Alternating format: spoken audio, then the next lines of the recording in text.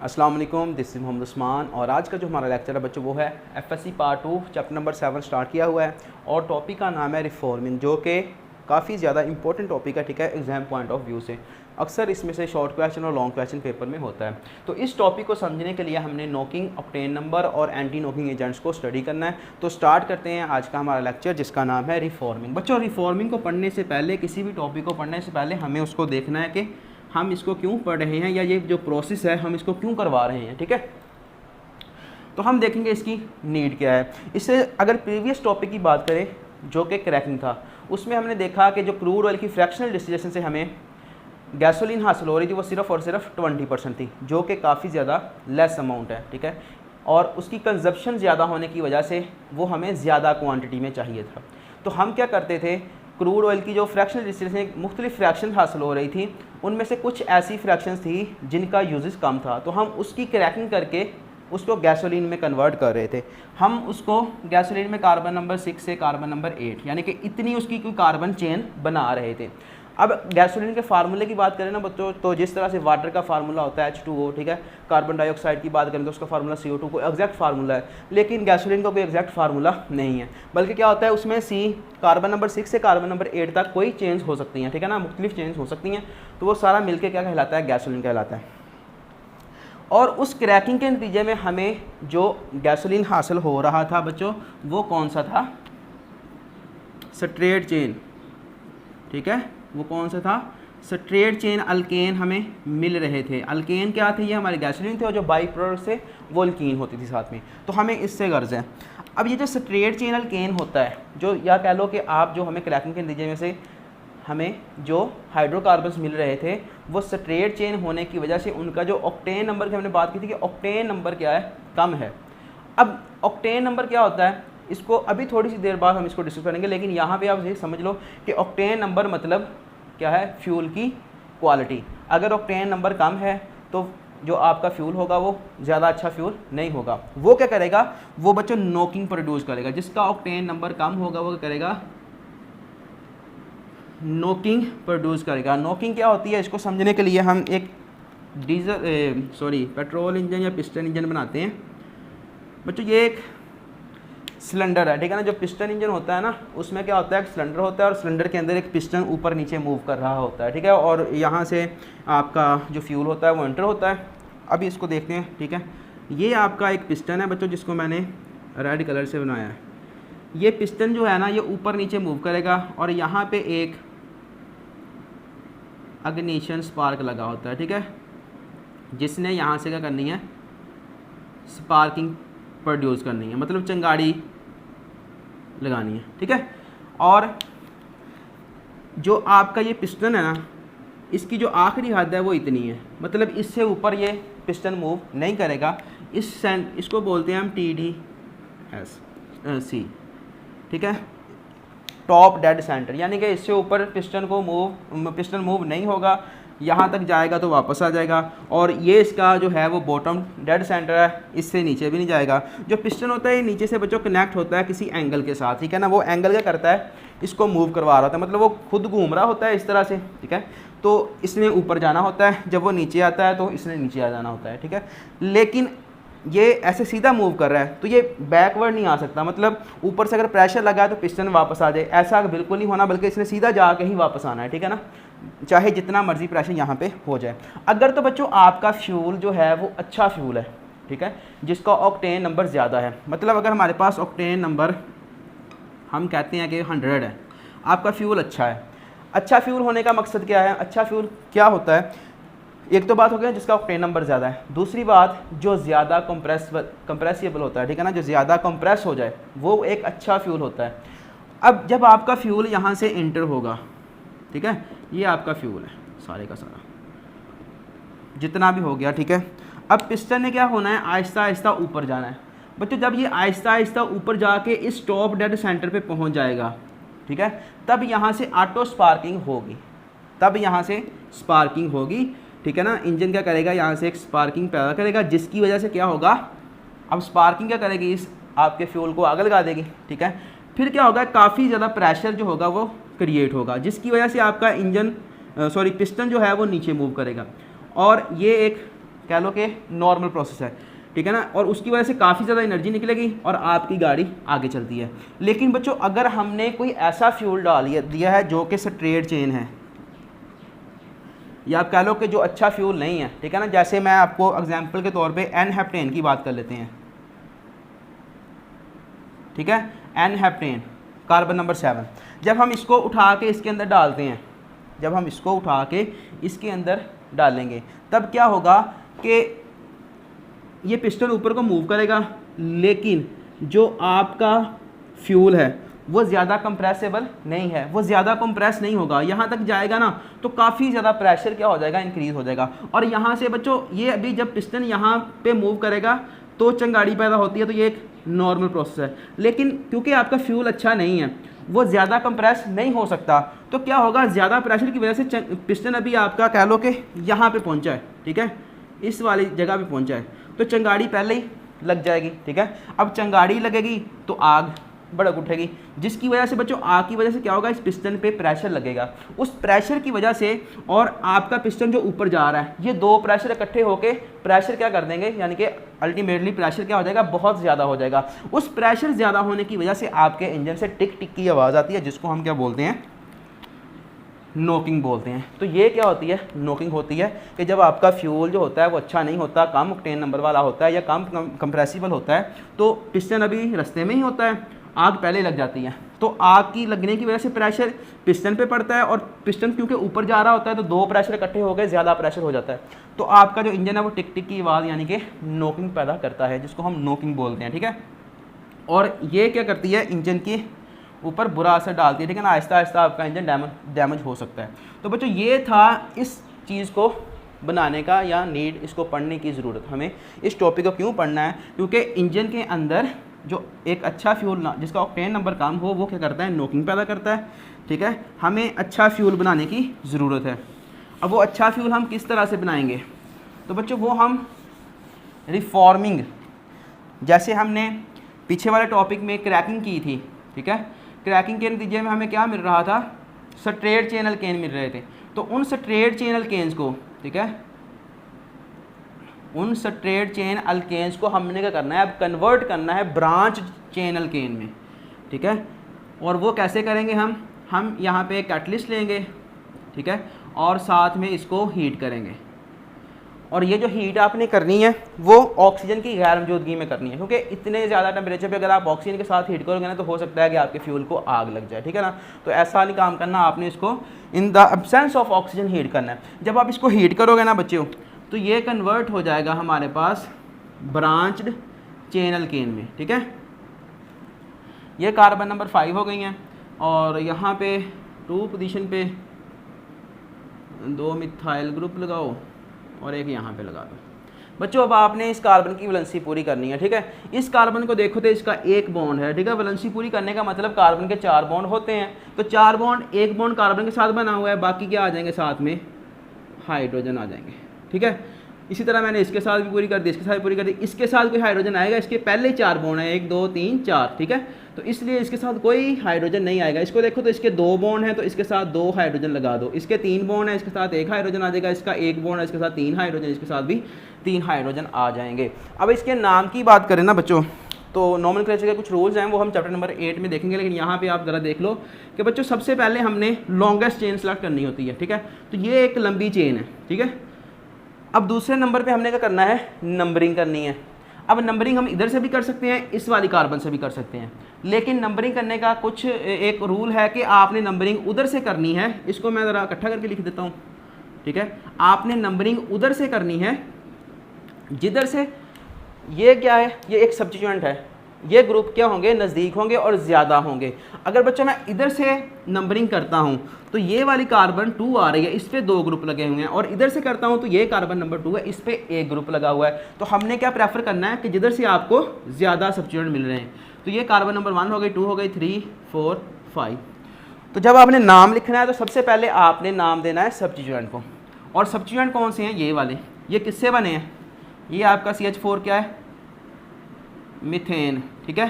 तो आप मीथेन का AN ही हटा के वहाँ पे YL लगा देते हो, ठीक है। जब यहाँ से 3 एक वैलेंसी खाली हो जाएगी, ठीक है ना, मतलब चलो जी यहाँ पे मैं CH4 रहने देता हूँ, इसको मैंने CH3 कर दिया, एक वैलेंसी खाली हो गई है। जब एक वैलेंसी खाली हो गई तो एन को हटा के YL लगा दो बस, सिंपल।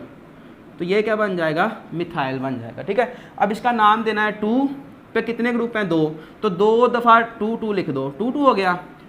और फिर क्या है 4 पे भी यही है ग्रुप, तो एक दफ़ा 4 लिखो क्योंकि एक ही ग्रुप है, 2 2 4। अब कितने हैं 1 2 3, और 3 को हम बोलते हैं ट्राई, 2 2 4 ट्राई। ग्रुप का नाम क्या है, मिथाइल। और कार्बन कितनी है 5 कार्बन वाले को क्या बोलते हैं, पेंटेन। और अल्केन है सारा, इसलिए हम पेंटेन कह देते हैं इसको, ठीक है बच्चों। ये नाम हो गया। अब यहाँ पे 8 कार्बन थी, यहाँ पे भी क्या हैं 8 ही कार्बन्स हैं, ठीक है ना। लेकिन यहाँ पे इसका नाम भी लिख लेते हैं, इसको बोलते हैं एन ऑक्टेन।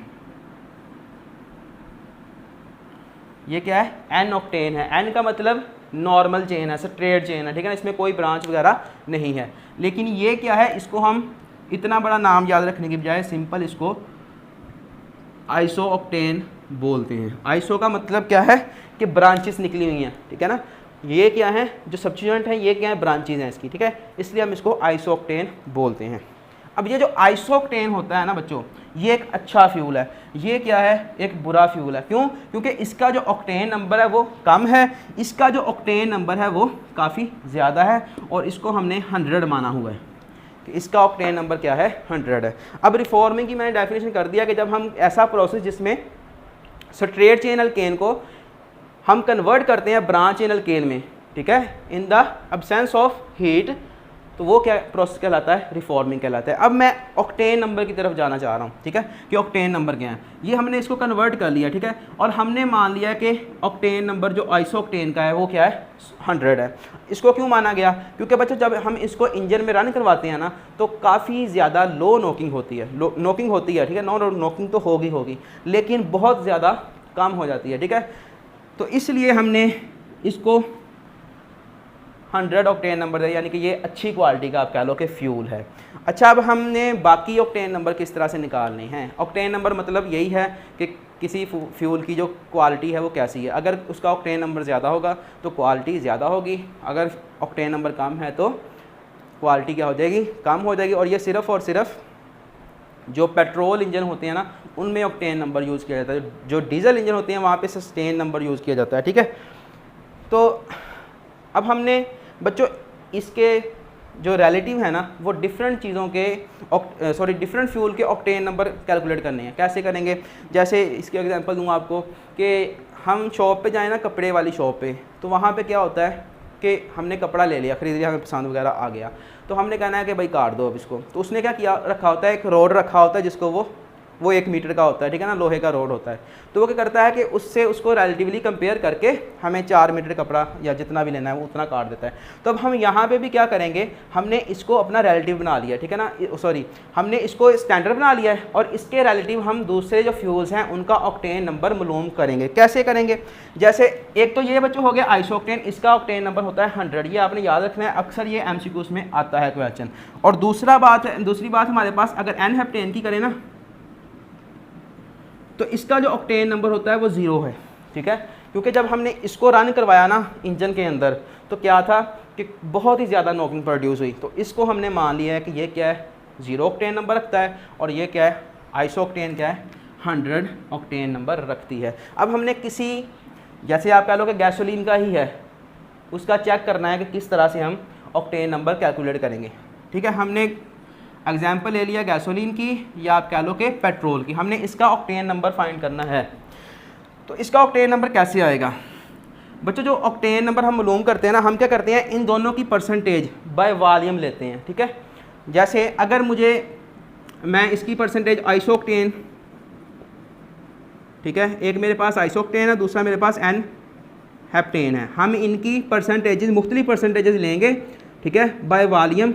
तो हम चेक करते जाएंगे कि क्या हमारे पास आ रहा है। अगर बच्चों मैं इसकी 50% ले लेता हूँ अमाउंट, ठीक है ना, आइसो ऑक्टेन की, और 50% ही ये ले लेता हूँ, तो जो मेरे पास ऑक्टेन नंबर निकलेगा ना, ये ऑक्टेन नंबर है, वो मेरे पास 50 आएगा। यानी कि जितनी अमाउंट आपने आइसो ऑक्टेन ली हुई है उतना उसका ऑक्टेन नंबर होगा। क्योंकि यहाँ पे 50% है ना, तो ये तो 0 है, कितना आ गया, ऑलमोस्ट आप कह लो कि 50 आ गया। इसी तरह से अगर मैं इसकी 50 की बजाय 70 ले लूँ और इसकी 30 ले लूँ तो ऑक्टेन नंबर मेरा कितना हो जाएगा, 70। ठीक है, तो अब हमने इस फ्यूल गैसोलीन की किस तरह से कंपेयर करनी है इसके साथ।